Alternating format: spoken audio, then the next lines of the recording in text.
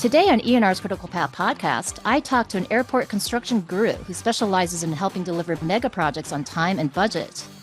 I'm Aileen Cho, and this is a Transporting Tales and Exec Talk. Today my guest is Clay Paslay. He is the founder of the Paslay Management Group, which he started in 2006 following a 25-year career with Dallas-Fort Worth International Airport.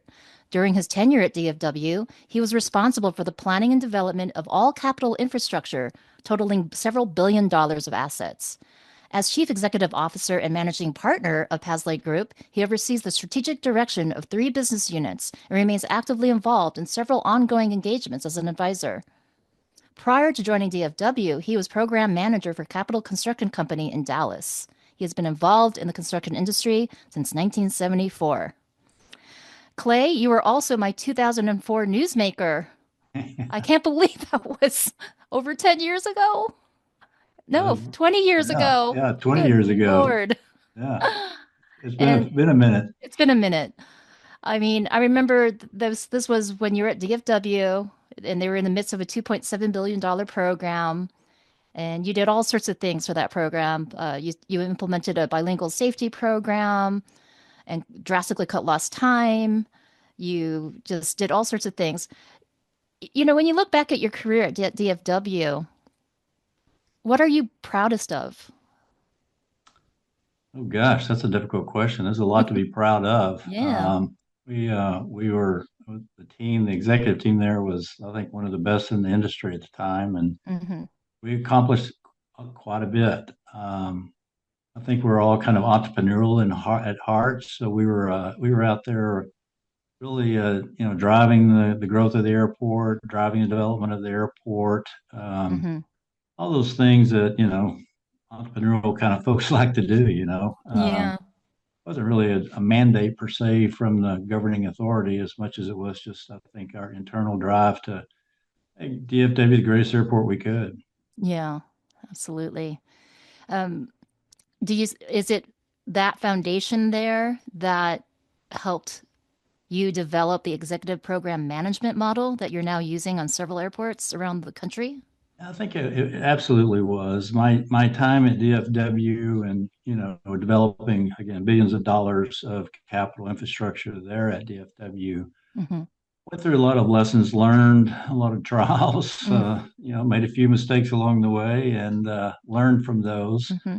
One of the biggest challenges I think I had as kind of the leader of development at the airport, and even my colleagues throughout the industry, as I talked to them at different conferences and things, kind of the mode of operation back then. You're a public agency, you've got this major capital development program that you don't do those very often. So rightfully so, you seek out help to help you do those, but kind of the typical mode back then was you'd go hire a big program manager that show up with dozens and dozens of people and Hmm. processes and procedures, and off they would go. And as the kind of the owners or the owner's rep, you're like, gosh, what am I doing here, kind of a thing. You felt a little Hmm. bit disjointed from the program. Although at the end of the day, you're still responsible. The board of directors, the city council, or other governing body, whatever your structure may be, is still holds that staff member responsible. Yet you feel like you're disengaged to a great Hmm. extent. So that, quite frankly, was the genesis of creating the executive program management model. Hmm. So when I left DFW after completing the capital development program you referenced with the national terminal, hotels, parking garages, automated people mover system, we developed the model really in response to that situation, and where we would create basically kind of this executive team, small executive team of experienced individuals that would really integrate with the owner's executive team, and kind of become their C-suite, so to speak, for the development operation. Hmm. And I looked at that from, if I'm an owner, what do I really need to help me manage this massive capital program, which again, I don't do every day. What I need is a team of experts that are, part of my team, that are integrated with me, that are really motivated to look out for my interest. So one of the key aspects of the model itself is that the executive program management team is precluded from providing any other services, second, third tier services on executing the program. So while many companies, just because of their management or business model, they're kind of internally motivated to kind of maximize the number of people they have on the job. That's how they generate revenue. In fact, their Mm-hmm. reward structures and everything they have for their staff are kind of oriented that way. So they kind of come with a little bit different motivation. Certainly they come with the objectives of every owner, own schedule, own budget, quality, safe. We can all get behind those. But what's lacking is that alignment of motivation. So the EPM model brings the owner those three or four kind of key executives with the experience, kind of the been there, done that knowledge. And because they are exclusive to the owner, now their motivation is aligned with the owner. Now Mm-hmm. the owner actually has a team that is truly integrated with them and aligned with them, both not only objectives, but on their motivation. And that creates this kind of trusted advisor relationship between the executive program management team and the owner. And so that was really born out of kind of those struggles and frustrations that I felt, a lot of my colleagues felt in the industry at the time, when you had a big capital program. Mm-hmm. And it's really, when you have the opportunity to sit down with the executive team at an airport and kind of explain the logic behind the EPM model, Mm-hmm. and you start to see their faces light up and start Mm-hmm. to see their head nodding up and down. They're like, God, this is exactly what I need. I need help that's help there for me, not help that's help there for them, kind of a mentality. So we've been very, very fortunate. I mean, in the last 18 years, I think we Mm-hmm. worked at 35 different airport engagements. We have Wow. managed over $40 billion of asset of capital development across the United States. Mm-hmm. So it's a unique model that has really, really taken off here, especially in the last 5 or 6 years. Mm-hmm. We had to do enough to kind of prove out the model, to get some successes behind us, and now the industry started to see it. And I think after that, it really started to take off. So, yeah, there's a lot of lessons learned that came out of DFW that we've been able to apply. And it's really a big part of how we created the company, how we created Mm-hmm. this unique management model. And I think the success that it's seen in the marketplace today. So it's pretty exciting. And then in 2022, which I cannot believe is already 3 years ago, you expanded, right? And now you have three companies within your group. Can you elaborate a little bit on You bet. the Yeah, we PG did. advisory and PG development? Yeah, over those, 14, 15 years, we had really developed a lot of talent in the company and Mm-hmm. some really incredible professionals and experience. And they had talent much broader than just, managing design and construction projects. They were ex-airport executives who were chief operating officers at airports, or they were executive directors at airports, or they ran the financials or the commercial side of the airport. So we thought we identified a way to kind of leverage that skill set into yet another business service that's, again, really kind of focused on that executive level. I'll call it C-suite services. Mm-hmm. That's providing strategic services around all the business activities of running an airport. So financial or planning or concessions or airline use and lease agreements, all of those other kind of business related strategic issues that an airport deals with on a day-to-day basis. And so we're able to really leverage that talent. So we've created a business unit called the Paslay Group Advisory Group. Mm-hmm. We have the PG EPM group, and then the third group we create is kind of we're just really getting it kicked off now, is a development group. Mm-hmm. And that is really looking at and helping owners identify ways to leverage their non-aeronautical properties into revenue streams. And that became a real big issue during COVID when nobody's flying, but the bills kept coming in. So they really started focusing on non-aeronautical revenue streams. Mm-hmm. And there's a Mm-hmm. lot of airports with significant amount of real estate that never be used for aeronautical purposes. that really presents opportunities for them to turn that into, revenue producing. Mm-hmm. But also, even a range, we're looking at different things in the development group that actually get into the development of facilities. I think if you look at some of the design, build, finance opportunities across the country, Yeah. those are starting to become much more, you know, acceptable to the marketplace, and a lot of people solve some problems for them. So I think there's some opportunities is there. So Mm-hmm. we have these three units: the PG Executive Program Management, the PG Advisory Group, and the PG Development Group, all of which are kind of interrelated in terms of their service level. They're kind of providing services at that kind of C-suite level, executive strategic level, and also obviously focused in the airport sector as well. So it's a good way to Wow. leverage your talent. Indeed. Um, so you have worked on some pretty notable uh, airport projects that I was aware of, including the Kansas City Airport's new terminal, and obviously right now there's the Pittsburgh new terminal that's going up as we speak. Um, and tell me about some of the other projects that you've recently become newly involved with. So, really, since 2023, we're providing executive program management services at Cleveland Hmm. Airport for their big program. We're providing EPM services at Charleston Airport. They've got a lot of things going on there. Cincinnati, St. Louis, Ontario, John Wayne. We're down in the Virgin Isles. So we've got Ooh. several airports just in the last couple of years that are kicking off major capital developments where we're providing executive program management services. Mm-hmm. The Mm-hmm. Pittsburgh project, you referenced that. We're kind of in the final stages of that. That finishes up probably at the end of this year. It's, Mm-hmm.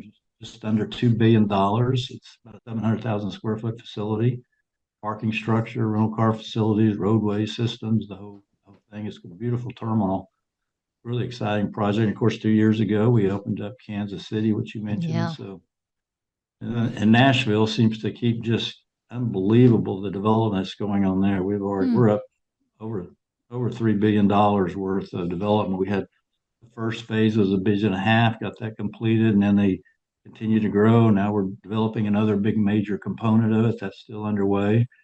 And they're even to the point now of looking at, okay, where do we build the next airport? They're Really? about their growth projections, having them really max out the existing terminal complex in the Uh-huh. not too distant future. So we're really now getting into, okay, where's the next one at? And clearly, it's Wow. on the existing airport footprint. We're not talking about a new airport somewhere, Okay. but a new terminal complex within the Uh-huh. airport footprint somewhere. So yeah, it's exciting stuff. Well, I never didn't find airport projects exciting, but it really does seem to be taking a whole new turn in this day and age. What are some general airport trends, Clay, that you would say are ongoing? Um, that's a good question. In terms of the development arena, as I mentioned earlier, I think, alternative financing strategies Yeah. are becoming in play now at a lot of different airports, which is it's kind of cool, kind of creative. We were very much involved at LAX in developing the strategy for the P3 strategy for the ONRAC and the Oh, wow. EPM. Uh-huh. Had a few challenges with their EPM system, but that wasn't Yeah. due to delivery model. I think that was other issues. But Mm-hmm. those are two of the largest P3s in the state of California at the time. So we were the ones that led that effort, and really, it's really about determining what is the best delivery model given the owner's situation. Mm-hmm. What are their capabilities? What are their constraints? What are their objectives? And then finding the best delivery model that fits that. Mm-hmm. So in every airport, those are different. So I think we're starting to see trends at looking at creative ways to get things developed financially as well as delivery. Mm-hmm. So you're seeing those kind of trends. And just, I mean, the industry, as you know, is growing pretty dramatically, especially since COVID. We'll have to kind of see how that starts to level out. As Mm-hmm. it does, it continues to grow at some of the key airports. I mentioned Nashville. Nashville just seems to you keep thinking, oh, this can't last forever, and it just keeps Just keeps lasting. So going. Wow, Nashville. But yes, when COVID, but to that point, when COVID did hit, did you, along with a lot of other people in the industry, experience any moment of, shall we say, concern that are we ever going to get air travel back? Or did you kind of think, we've survived, monumental world situations like this before and it will bounce back? Like, what was your thought at the time? I think, of course, we were all, naturally concerned, I think, but, you know, capital programs at airports, as you know, are multi-year kind of deals. Mm-hmm. A lot of these programs were well underway when, everything kind of shut down. Funding was in place, those kind of things. So it wasn't as if an airport was going to say, well, time out, stop. And we did see some that were in the planning phase that said, okay, let's just Mm-hmm. take a deep breath here Pause. and let's pause. Mm-hmm. But those that were engaged, and quite frankly, some of them took advantage of the lack of traffic and, Right. started working five or Yeah. 6 days a week and working during the day instead of at night and those kind of Yeah. things. So they truly accelerated their program. So we didn't really see much of a dip at all in terms of impact to our work stream or our projects we were working on. And Mm-hmm. I think too, coming out of COVID, that created maybe this kind of tsunami that we're seeing now in terms of capital development because there was a lot really ready to go. Some of them were slowing down. COVID kind of goes away, and now not only traffic coming up, but you had these facilities that were 30 and 40 and 50 years old that needed to be fixed several years ago, and Yeah. now they're really stressed. Right. Right. So you see a Good point. whole wave of kind of capital development enhancements coming out of there. Hmm. Now, in addition to airport clients, I mean, have you or would you ever work with, say, Delta or American, like if they wanted to rebuild a terminal? Is that We some? would. I mean, we Uh-huh. certainly wouldn't. We would. Yes, we would. Short Hmm. answer. We've Okay. never kind of worked on the airline side other than Hmm. relations. We know all the airline carriers. We know all their property reps. Very close to them. I mean, we do business with each other, Hmm. but we haven't ever really been engaged by them to go build one of their projects. Okay. Excuse me. But that doesn't mean we wouldn't. Hmm. Um, where I thought you were going to go with that question was, the application of this EPM model Hmm. and where it can be applied. And quite frankly, we are starting to look at, are there other market sectors Hmm. where the EPM model makes sense, creates Hmm. value for the owner? Right. So we're looking at several different categories, seaports, higher education, hospitals. I mean, anywhere you have a kind of a large, complex capital development program, Hmm. kind of a public or quasi-public owner who's maybe they're not in the business of doing that every day. They're in the business of teaching or running hospitals or running seaports.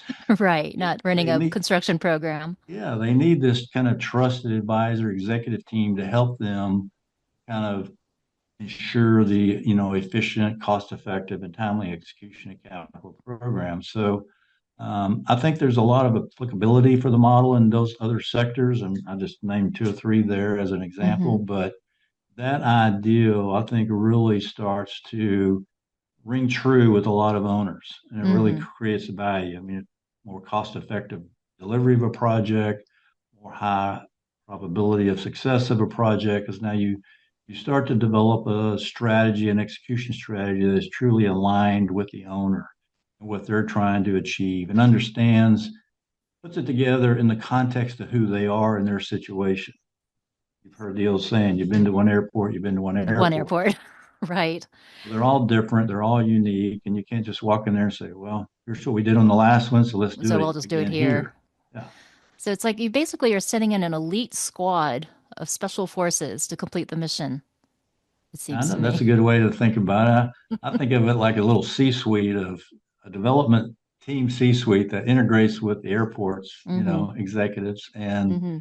so the person in the corner office has someone they can turn to and, have confidence in and they're a trusted kind of advisor again. And they're Hmm. part of their team, quite frankly, that's out there ensuring their interests are taken care of.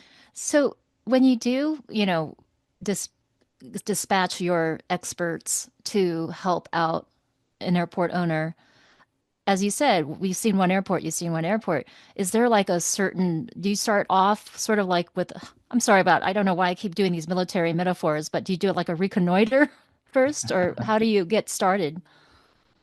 Good question. That's a Mm. little bit of our secret sauce, to be honest with Oh, you. Uh, okay. I don't mind sharing it with you, though. You're a friend. Thank you. Uh, I mean, anybody can kind of do the EPM thing, right? I mean, as Hmm. long as you're willing to live with just 3 or 4 people on the job and those kind of things. What we like to do, we come in very early and we develop a kind of a customized execution strategy for the owner. Hmm. So on day one, we sit down with the owner and really, again, those three things. What are your goals for this program? What are your objectives? I'm not talking about, oh, we want to be lead silver or those kind of things. I'm talking Hmm. about, is it design control? Is it cost control? Are you driven by schedule? Is there a schedule issue? I mean, what are those kind of development related kind of goals and objectives you got to achieve that you're looking to achieve? Hmm. And then we say, okay, what are your capabilities? What are your capabilities as an organization, as Hmm. staffing, as systems, all of your capabilities to really operate and manage a $1 billion program. And then we look at what are your constraints? We get Hmm. to their real world. Is it political? Is it financial? Is it Hmm. legal? Is it cultural? What are Hmm. your constraints that are defining who you are? We take those three legs of the stool basically and go through a process with them and look at, what is the best family of delivery methods that best achieves their particular situation, given those three characteristics. That then starts to tell us, okay, here's the type of contracting structure we need. Here's the Hmm. type of payment structure we need. We now understand what their objectives are, so we know what our KPIs are starting to be. So that tells us what kind of project management system we need. So now we've got this integrated execution strategy that we're building that's all directed right back to their unique situation, their capabilities, constraints, and their objectives. So when we get through with that process, and we even get to, okay, if this is the execution strategy, what is the organizational structure we need to actually go implement that? Hmm. So how many contract administrators do we need? How many inspectors do we need? How many, Hmm. et cetera? So, the PMC in them is still hired, engaged, but instead of showing up with 20 or 30 people, we say, here's the 4 people we need in this position. Here's the 3 people we need in this position. And now we have an organization that's truly tailored to the execution plan that we've developed with the owner that Hmm. fits their situation.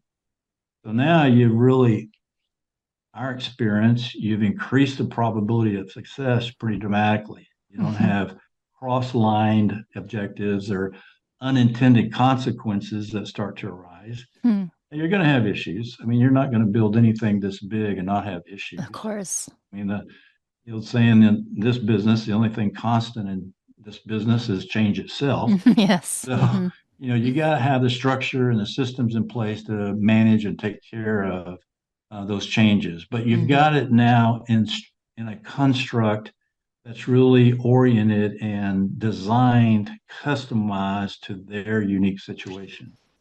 So now you've got a development program that gives them the information they need, doesn't give them a big report they'll never read, but those kind of things. So it's a really, I think, much more cost effective, much more efficient, and it's a much more kind of timely and objective achieving kind of way to execute a capital program. Hmm.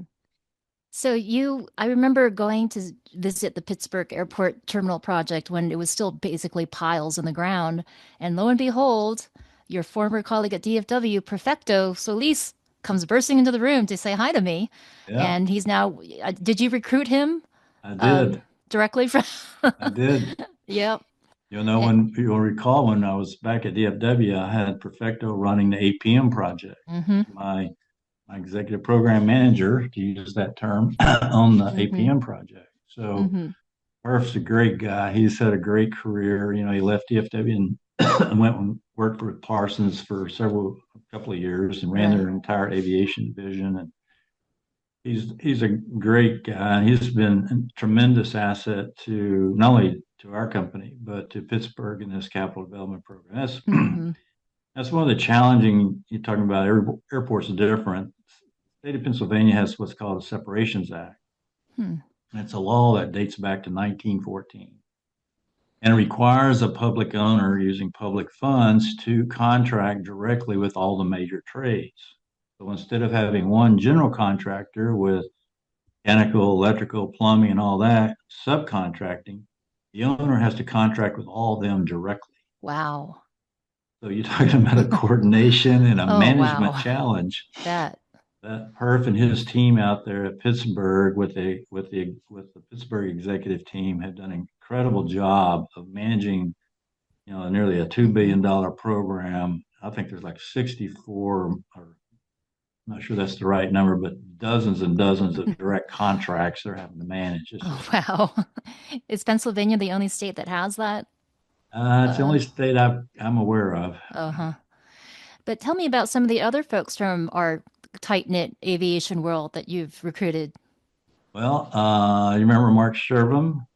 Mark Shervin he ran Terminal D. Mark's a partner in the firm, and he actually lives in LA, Oh, out in your neck of the woods. oh my He goodness. his last project was the midfield terminal Terminal. there at LAX. Mm-hmm. He was the EPM on that. Santa, I don't know if you remember Santa. Santa and I left DFW and started the company together back in 2006, and she's still with me right across the room there. Oh, awesome. Rick Lee was a designer on Terminal D. He's Perf's deputy in Pittsburgh. Mm-hmm. Rick Jones was at DFW. He's Mm-hmm. the EPM in Nashville. You may have remember Rick. Uh, Yeah. Gosh, the list I can I go know it on goes here. on, right? Well, It's a so small how, world. yeah, it is. But how many staff do you have now? Like, tell me, I want to get a sense of the growth that you Oh, experienced over we're the we're last, over 50 people now. wow, Yeah, that's amazing. it's been amazing 18 years, I tell you. Went by like a flash. Yeah, it did. It Mm-hmm. did. Pretty exciting though. I'm really proud, and I think we've got a really good reputation in the industry, and I think the unique development or management model with EPM. So it's been a real, it's been unique and different, and then just we just another consultant doing the same thing everybody else does. Mm-hmm. Mm-hmm. Well, just Innovative. one last note. Recall that I think you launched it with Sacramento Airport, didn't you? Sacramento was our first airport where we Mm-hmm. implemented the EPM model, and And Sacramento. now, And then we went to LAX. uh-huh. We went to JFK, DFW. They called us back to help them with their trip program. Mm. Yeah, it really kind of took off from there. And Sacramento, I think, is starting up another big capital program. Do you They think you might are. return? Well, they're kind of underway on their capital Oh, program, okay. but they Okay. do have some particular projects we're actually looking at, maybe in the Okay. development arena. So Mm-hmm. we'll see how that How that pans out. goes. Okay. Well, Clay, before I let you get back to your very busy schedule, um, any other points you want to make about EPM or the airport world or Well, I don't. I think we've covered the waterfront pretty good. okay. Like I said, I think the EPM model, of course, obviously I'm biased, but I think it's created real value in the marketplace. And 10 years ago, nobody even heard of EPM. Now Right. you see a lot of airports actually submitting, RFPs for executive program management services. So it Wow. it is a thing now in the Mm-hmm. industry, and it's hopefully defined enough that it doesn't get too diluted, but Mm. it's really kind of taken off with, again, half a dozen or so completed program successes. The industry's really seeing the value and they're procuring for it. So pretty, And it's pretty cool when you see something like that you created. right, it's something that you came up with, right? You came Right. up with the term Yeah. and added another acronym to the airport world language. Like there's not enough, right? Well, it's awesome catching up with you, and I'll catch up with you at Pittsburgh Airport this Let's do sometime that. this year. Yeah. Yeah. Sounds So great. Good to see fabulous. you and talk to you again, though. I know it's only been a minute, almost 20 years. Thanks, Clay. Thank you, Aileen. I appreciate it. This has been another ENR Critical Path podcast. I'm Aileen Cho. To hear more podcasts, go to enr.com/podcast or follow us on Apple or Spotify. As always, thanks for listening.